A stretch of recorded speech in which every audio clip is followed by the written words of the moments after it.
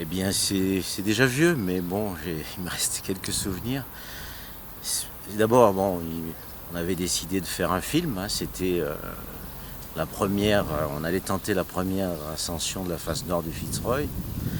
Et donc, bon, Jean Afanassieff connaissait déjà le Fitzroy. Et il avait gravi le super couloir 2 ans auparavant. Et donc, il voulait ouvrir une voie, une première dans la face nord. Donc, on avait réussi à obtenir un financement pour un film par le magazine de l'aventure de TF1. Et donc, ce qui avait quand même permis de financer une grande partie de l'expédition. Après, bon, pour le reste, nous étions quatre grimpeurs. Les 2 frères Afanassieff, Jean et Michel, Guy Habert et moi, et puis un cinéaste, Gilles Souris. Pour ce qui est du film, c'était pas comme aujourd'hui, puisqu'il fallait, c'était un film en 16 mm, il fallait une caméra particulière, et puis il fallait surtout grimper avec un sac de pellicule gigantesque qui faisait presque 30 kilos, ce qui est quand même était un handicap par rapport au film numérique d'aujourd'hui. Alors au début, Gilles Souris, qui était quand même pas un alpiniste, a pu filmer les premières longueurs, mais par la suite, les images, eh bien c'est nous qui les avons prises avec cette caméra particulière, qui était une caméra qui ne gelait pas, qui résistait à des conditions extrêmes. Et donc on a pu comme ça filmer jusqu'au sommet, et on a encore des images du sommet qui attestent de notre victoire sur le Fitzroy en 1979.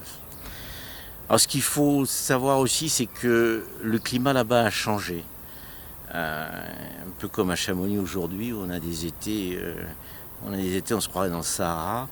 Eh bien à l'époque là-bas, c'était les conditions de la Patagonie, c'est-à-dire que si on avait une demi-journée pendant un mois de beau ou d'accalmie, c'était le maximum. Donc ce qu'il fallait faire, c'était équiper la voie, se forcer à grimper par des conditions épouvantables, ce qu'on a fait, équiper au maximum la voie, et puis après arriver à trouver le créneau qui nous permettrait de beau temps, très bref, qui nous permettrait d'essayer d'atteindre le sommet. Donc pendant 15 jours, on a équipé. Et puis on a lancé un assaut final. C'était d'ailleurs le jour de Noël en 1979.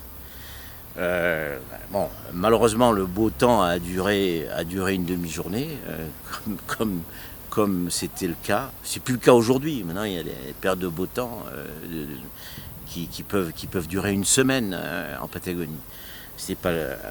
À l'époque, ça ne marchait pas comme ça.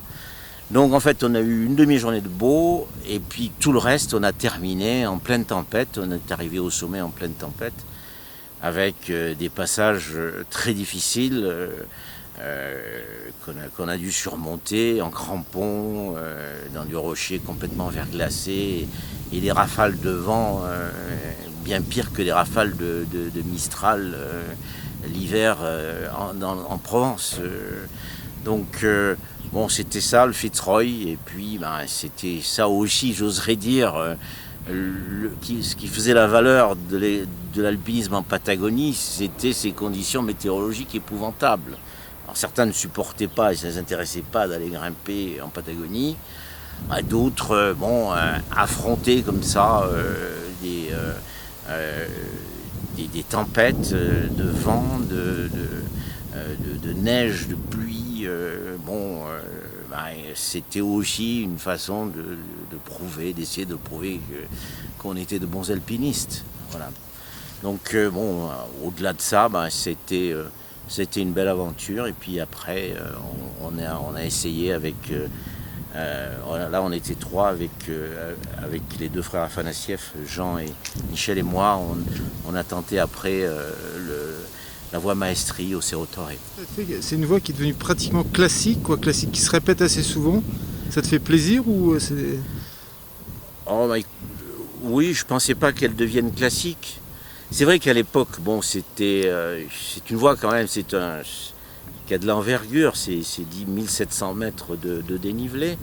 Mais bon, il est évident qu'à l'époque, on ne cherchait pas à grimper tout droit, on a cherché à trouver les failles dans la paroi, comme les premiers alpinistes dans les Alpes.